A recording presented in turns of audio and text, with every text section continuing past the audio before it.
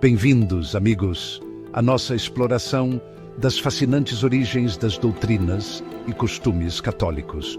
Por mais de 2000 anos, o catolicismo cresceu até se tornar uma fé global, com suas tradições profundamente enraizadas nas culturas de inúmeros países, assim como o acarajé, que saiu da Bahia e se espalhou pelo Brasil.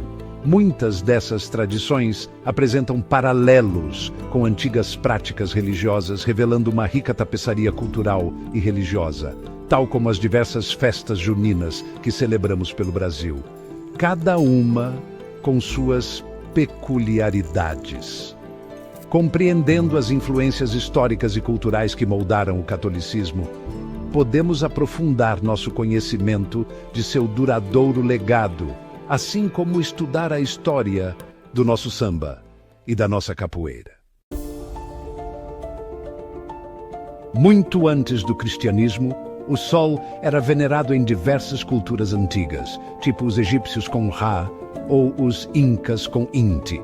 Os romanos, por exemplo, dedicavam um dia ao sol Invictus, o deus sol invencível, o domingo Dies Solis.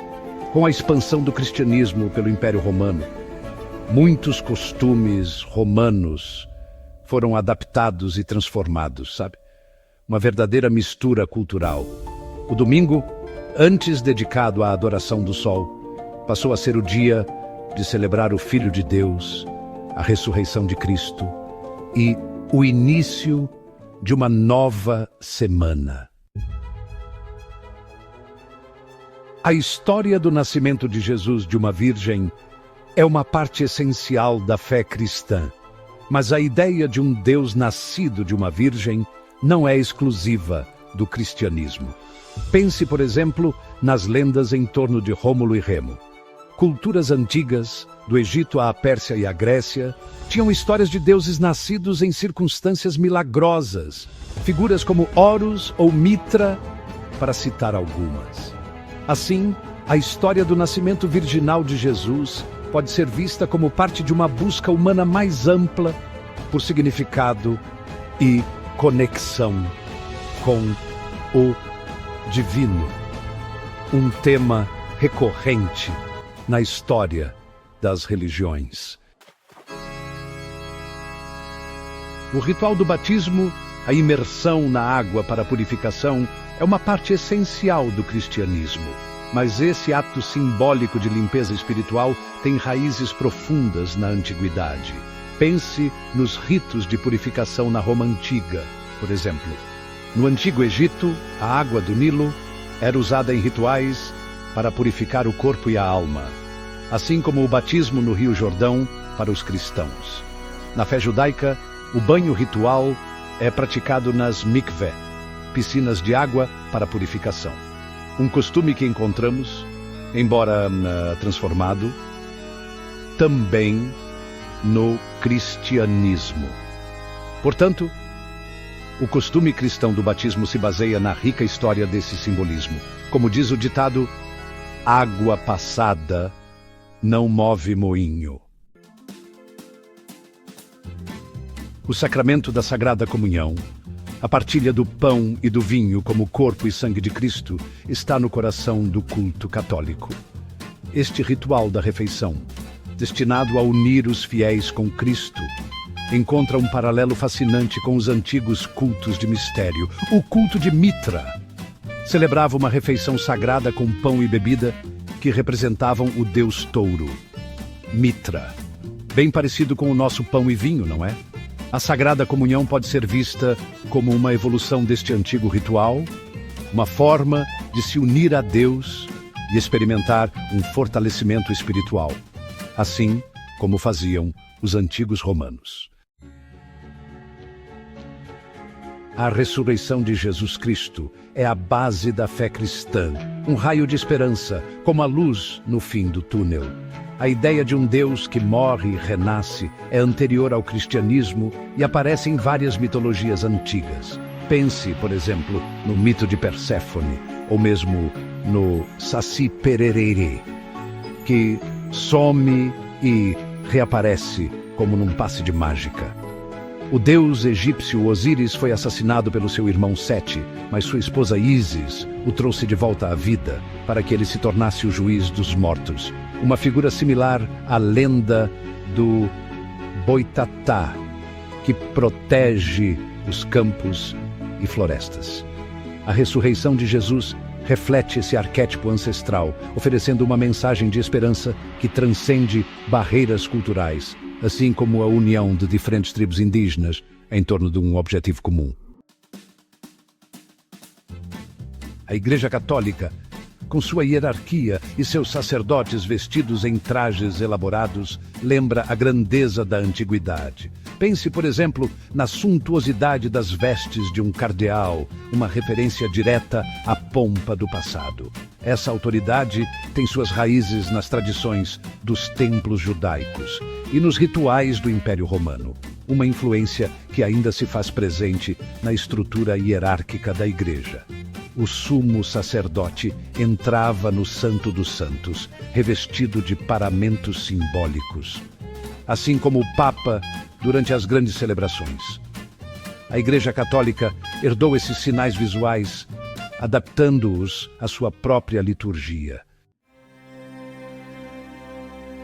O costume católico da confissão, o ato de confessar seus pecados a um padre para obter perdão, pode parecer uma prática exclusivamente cristã. No entanto, o conceito de confessar suas transgressões a um intermediário religioso é anterior ao cristianismo. No Antigo Egito, as pessoas podiam confessar seus pecados aos sacerdotes, que agiam como intermediários entre o povo e os deuses. Pense, por exemplo, nas confissões negativas que eram recitadas durante a jornada para o além-vida. Assim, a confissão na Igreja Católica, embora baseada na teologia cristã, se alimenta do desejo humano universal de purificação e renovação espiritual. Um eco de práticas antigas que ainda ressoa hoje.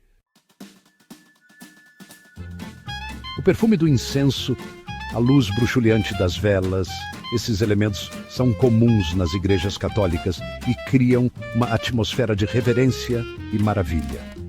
Pense na Basílica de São Pedro ou no Duomo de Milano, iluminados por centenas de velas. Ou imagine as velas acesas em Aparecida do Norte, trazendo uma sensação de paz e esperança. Esses costumes têm suas raízes em rituais pré-cristãos. O incenso era usado nos antigos templos judaicos como oferenda a Deus, uma forma de elevar as preces ao divino. Os romanos também usavam incenso em cerimônias, acreditando que a fumaça perfumada levava as preces ao céu, como um elo entre o mundo terreno e o divino.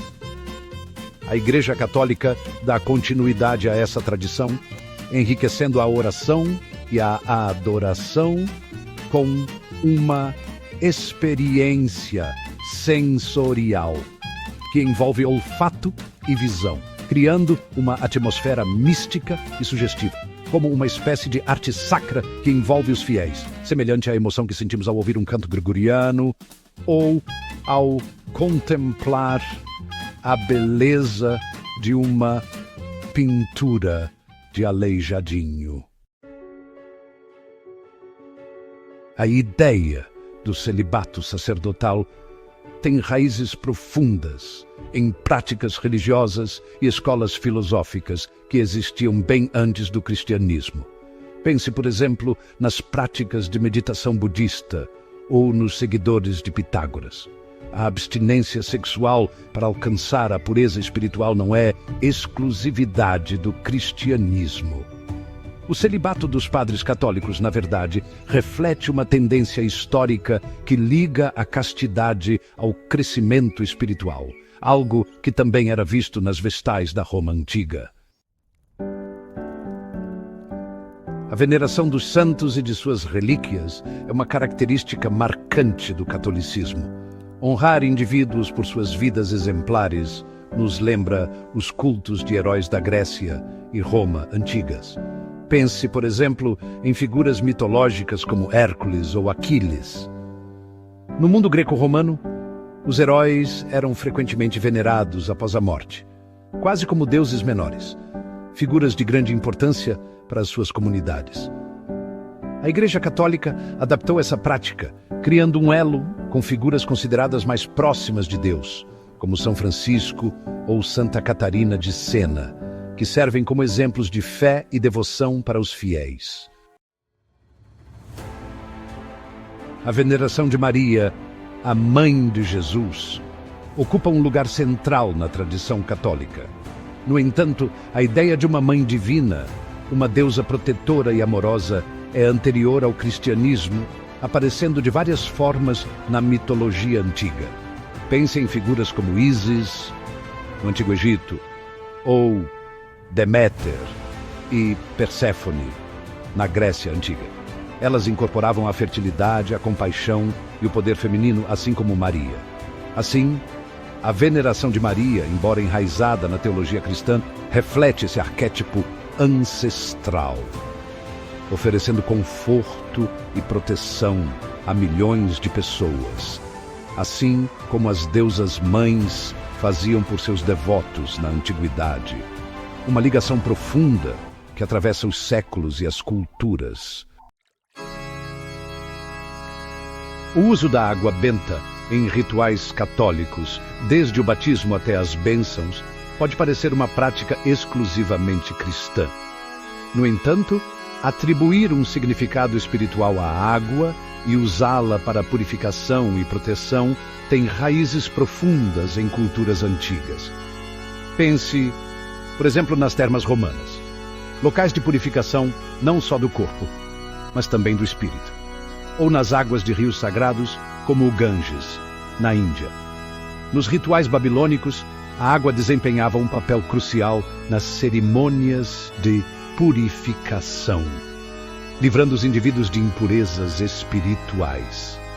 Assim como nas práticas de benzimento tão comuns no Brasil, a água era vista como um elemento de cura e proteção. A água benta, consagrada por um padre, dá continuidade a essa antiga tradição, servindo como um lembrete tangível da purificação espiritual e da proteção divina. Como um fio condutor que conecta diferentes épocas e culturas, a água benta nos lembra das nossas raízes ancestrais e da busca universal por purificação e proteção. A celebração do Natal, o nascimento de Jesus, no dia 25 de dezembro, pode parecer uma mera coincidência, mas esta data coincide com as antigas celebrações romanas do solstício de inverno, um período de renascimento e renovação. Pense nas Saturnálias, não é?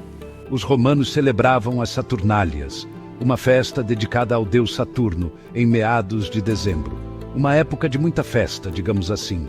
Ao escolher esta data para o Natal, a Igreja primitiva alinhou estrategicamente o nascimento de Jesus à luz do mundo, com essas festividades pré-existentes. Tipo, se não pode vencê-los, junte-se a eles. Mais ou menos como quando fazemos panetone no Natal, uma tradição que vem de longe, lá da Itália. A Páscoa, a celebração da ressurreição de Cristo, é a festa mais importante do calendário cristão. Mas o período da Páscoa, coincidindo com o equinócio da primavera e seus temas de morte e renascimento, ecoam os antigos ritos de fertilidade da primavera, como os dedicados a Perséfone na mitologia grega. A celebração cristã da Páscoa, embora baseada na ressurreição de Jesus, reflete esses temas antigos. Até mesmo os ovos de Páscoa, símbolos de nova vida, encontram paralelo nas antigas celebrações pagãs. O terço, uma coroa de contas usada pelos católicos para contar as orações, pode parecer uma prática exclusivamente cristã. Mas o uso de contas para rezar é anterior ao cristianismo e é encontrado em diversas tradições, tipo usar um fio de contas para controlar as apostas no jogo do bicho. Brincadeira. Mas falando sério, essa prática é bem antiga mesmo. No hinduísmo, o japamala, um colar de 108 contas, é usado para contar os mantras durante a meditação. O terço se insere nessa tradição mais ampla do uso de contas, como um auxílio sensorial para a oração, assim como outras práticas de diferentes religiões. A tradição católica do monasticismo, onde indivíduos se retiram da sociedade para se dedicarem à oração e à meditação, pode parecer uma prática exclusivamente cristã. No entanto, a busca pela paz interior e a formação de comunidades dedicadas a práticas espirituais são muito mais antigas que o cristianismo.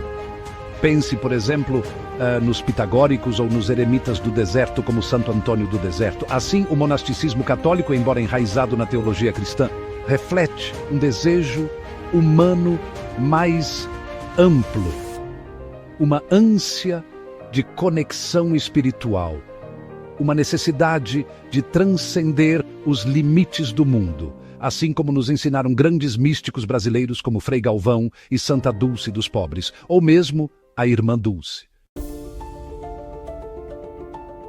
Os conceitos católicos de céu e inferno, destinos eternos das almas após a morte, podem parecer uma ideia exclusivamente cristã.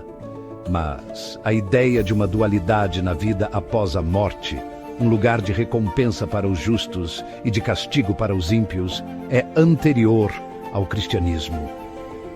Pense, por exemplo, nos antigos egípcios e no julgamento de Osíris. Portanto, os conceitos católicos de céu e inferno, embora moldados pela teologia cristã, se baseiam em profundas reflexões humanas sobre a vida, a morte e o julgamento. Um pouco como as que encontramos em Dante na Divina Comédia. A crença católica em anjos e demônios pode parecer uma exclusividade do cristianismo.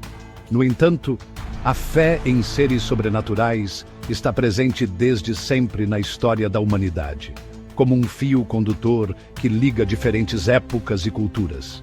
Pense, por exemplo, nas divindades e espíritos venerados pelos etruscos, ancestrais misteriosos que influenciaram profundamente a cultura italiana, ou nos seres fantásticos do folclore brasileiro, como a Iara e o Curupira. A mitologia babilônica, por exemplo, incluía deuses e demônios, com diferentes poderes, assim como o nosso panteão romano ou as lendas indígenas brasileiras. Os conceitos católicos sobre anjos e demônios, portanto, se enraizam nessa antiga e difundida inclinação humana de imaginar um mundo invisível, povoado por forças que influenciam nosso destino. Assim como acreditávamos, ou ainda acreditamos, nas lendas e mistérios das nossas culturas, como o Saci Pererê e a mula sem cabeça. A doutrina católica do juízo final, onde as almas são julgadas com base em suas ações, não é um conceito exclusivamente cristão.